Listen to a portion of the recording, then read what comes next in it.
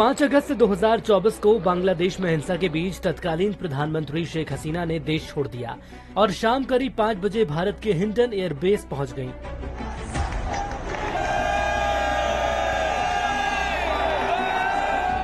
उनके बांग्लादेश छोड़ने के बाद राष्ट्रपति मोहम्मद शहाबुद्दीन ने संसद भंग कर दी और देश में नई अंतरिम सरकार का गठन हुआ, जिसकी कमान मोहम्मद यूनुस के हाथ सौंप दी गई। इधर देश छोड़ने के 8 दिन बाद 13 अगस्त को हसीना पर अलग अलग मामलों में 76 केस दर्ज किए गए, जिनमें 63 मामले सिर्फ हत्या से जुड़े हुए हैं। इसके साथ ही 22 अगस्त को बांग्लादेश की अंतरिम सरकार ने पूर्व पीएम हसीना और उनके परिवार के लोगों के डिप्लोमेटिक पासपोर्ट भी रद्द कर दिए। इसके बाद से उनके भारत में रहने का समय सीमित हो गया। भारत सरकार के वीजा नियमों के अनुसार अगर किसी बांग्लादेशी नागरिक के पास भारत का वीजा नहीं है तो वह सिर्फ 45 दिन तक ही यहाँ रह सकता है।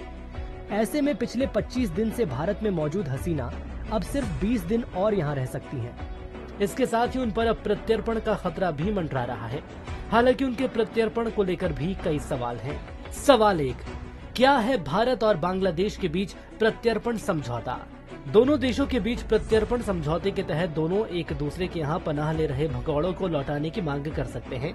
हालांकि राजनीति से जुड़े मामलों में भारत किसी व्यक्ति के प्रत्यर्पण से इनकार कर सकता है, लेकिन अगर उस व्यक्ति पर हत्या और किडनैपिंग जैसे संगीन मामले दर्ज हों तो उसके प्रत्यर्पण को रोका नहीं जा सकता। सवाल 2, क्या बांग्लादेश शेख हसीना के प्रत्यर्पण की मांग कर सकता है? हसीना एक राजनेता है और वे भारत में राजनीतिक शरण लेने का दावा कर सकती हैं। हालांकि उन पर हत्या, किडनैपिंग जैसे आरोप हैं, जो कि समझौते के मुताबिक राजनीतिक प्रकृति के अपराध नहीं बताए जा सकते हैं। हिंसा के दौरान देश में हुई मौतों का आधार बनाकर बांग्लादेश की सरकार हसीना के प्रत्यर्पण की मांग कर सकती है। सवाल 3, क्या भारत शेख हसीना को बांग्लादेश को सौंप देगा? हसीना के खिलाफ लगाए गए आरोपों के ठोस सबूतों को आधार बनाकर भारत हसीना के प्रत्यर्पण के लिए इनकार कर सकता है।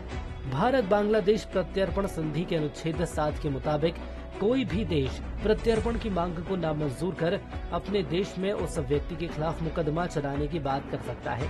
हालांकि इससे भारत के बांग्लादेश की नई सरकार के साथ संबंधों पर बुरा असर पड़ने की संभावना है। सवाल 4, इस मामले में भारत को क्या करना चाहिए? भारत को दोनों तरफ से संतुलन बनाने की आवश्यकता है। बांग्लादेश के साथ अपने संबंधों पर और अपने आर्थिक हितों की सुरक्षा पर ध्यान देने के साथ ही भारत को अपनी पुरानी मित्र और सहयोगी शेख हसीना के साथ भी खड़ा रहना होगा। वहीं इन सब के बीच अब देखने वाली बात ये होगी कि हसीना का अगला कदम क्या होगा। क्या वे भारत में रहेंगी या फिर किसी दूसरे देश में पनाह लेंगी? दैनिक भास्कर की रिपोर्ट।